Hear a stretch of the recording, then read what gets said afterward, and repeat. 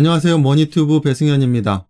지난 시간에는 우리 재무제표상에 보시게 되면은 왼쪽에 재무상태표, 오른쪽에 현금흐름표, 그래서 재무상태와 현금흐름에 대해서 한번 진단을 해봤습니다. 월소득과 가계지출과 소비지출 이 세 가지 항목만 가지고 여러분들 가정의 현금흐름이 양호한지, 그리고 총자산과 그 다음에 실물자산, 금융자산, 그리고 부채 이 네 가지 항목을 가지고 여러분들 가정의 자산의 구조가 과연 양호한지 이런 부분에 대해서 한번 진단을 해봤는데요. 오늘은 그 재무제표 상에서 오른쪽에 있는 현금흐름표를 조금 더 세분화해서 항목별로 한번 진단을 해보는 시간을 갖도록 하겠습니다. 오늘 말씀드릴 제목은 월간 현금흐름 진단입니다.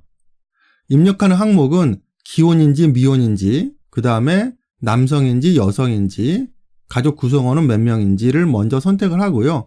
월소득을 세후 기준으로 입력을 할 거예요. 그리고 밑에 보시게 되면은 생활비, 저축투자, 노후준비, 보장성보험, 부채 상환하는데 얼마씩 지출하고 있느냐라고 하는 거를 살펴볼 겁니다. 즉 결혼하시는지 결혼하지 않으셨는지, 그 다음에 가족 구성원은 몇 명인지 여기에 따라서 월 소득 대비 각 지출 항목들을 적절한 수준에서 잘 하고 계신지를 한번 살펴보는 거다, 이렇게 보시면 될 것 같습니다. 자, 그러면은 하나씩 입력을 한번 해보도록 하겠습니다. 자, 우선 기혼이라고 가정을 하고요.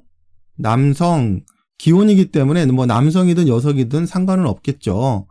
가족 구성원은 3인 가족이다라고 가정을 하겠습니다. 월 소득은 세후 기준으로, 여기서 세후 기준이라고 하는 거는 한 달에 총 받는 소득 중에서 근로소득세만 뺀 소득을 얘기를 하는 거예요.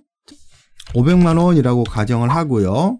생활비 지출은 200만 원을 지출한다라고 가정하겠습니다. 그랬더니 막대 그래프가 올라가다가 멈췄는데요.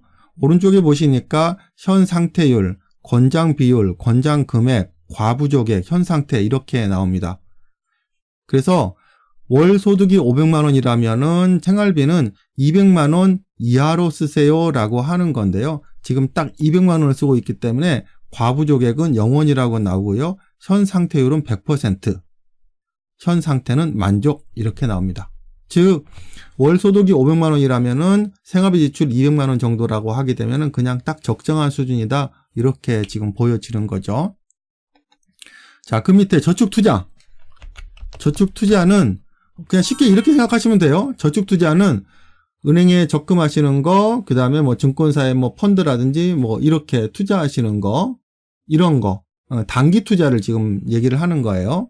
그랬더니 권장 비율은 월 소득이 500만 원이라면은 권장 비율은 24%, 권장 금액은 120만 원 이상은 저축하세요라고 하는 건데, 이분은 지금 100만 원을 저축하고 있기 때문에 미달이죠. 그래서 과부족액은 마이너스 20만 원. 20만 원 정도는 저축을 더 늘려야 합니다 라고 하는 진단 결과가 나온 거고요.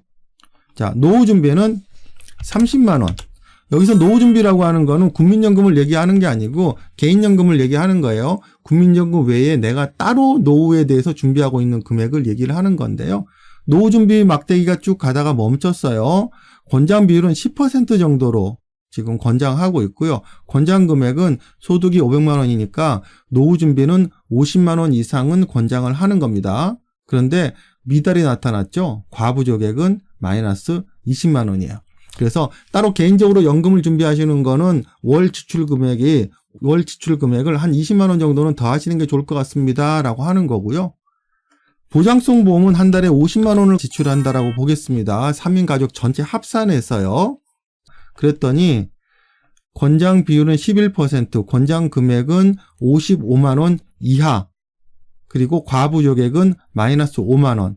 그러면 이거는 55만 원 이하기 때문에 현 상태가 만족인 거죠. 그래서 보장성 보험료 지출은 월 소득이 500만 원이라면 50만 원 정도라면 그냥 적절한 수준이다, 이렇게 보시면 될 것 같아요. 부채 상환은 월 100만 원이라고 가정을 하겠습니다. 그랬더니 권장 비율은 15%, 권장 금액은 75만 원 이하. 그런데 지금 과부족액이 현 상태가 초과라고 나오고 과부족액은 25만 원입니다. 결국은 월 소득이 500만 원이라고 하면은 매월 부채 상환하는 데 쓰는 금액은 75만 원 이하면 좋겠습니다라고 하는 건데 100만 원을 상환하고 있으니 이제 25만 원 정도를 지금 부채 상환하는데 더 쓰고 있다라고 하는 얘기죠.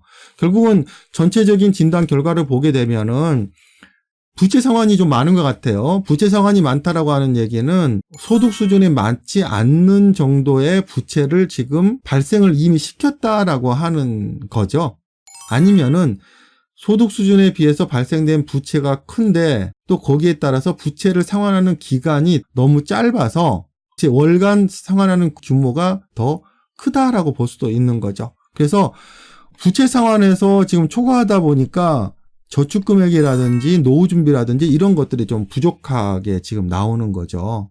그래서 이 정도 재무구조다라고 하게 되면은 생활비 지출은 적절한 수준인데 부채는 좀 많이 발생을 시키셨네요 라고 하는 거를 볼 수가 있습니다. 그리고 노후준비라든지 저축 투자라든지 어쨌든 저축에 대한 부분은 조금 좀 부족한 편이고요. 이 정도로 진단을 해볼 수 있을 것 같습니다. 네, 오늘 영상이 좀 도움이 되셨나요?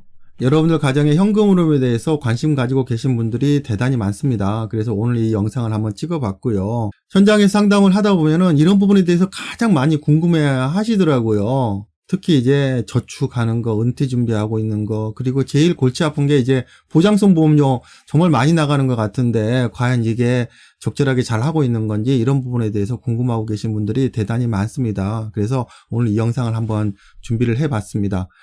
네. 여러분들의 어떤 재무 상태를 여러분들의 현금 흐름을 하나하나 다 듣고 여기다 입력해 볼 수 없는 게 좀 아쉽긴 합니다. 그래서 추가적인 어떤 우리 집의 현금 흐름을 조금 더 디테일하게 좀 확인을 하고 싶다라고 하시는 분들은 아래쪽에 더보기 버튼을 누르시게 되면은 상담 신청을 하실 수 있는 방법들이 안내가 되어 있으니까요. 이제 신청하셔서 상담 받아 보시면 좋을 것 같고요.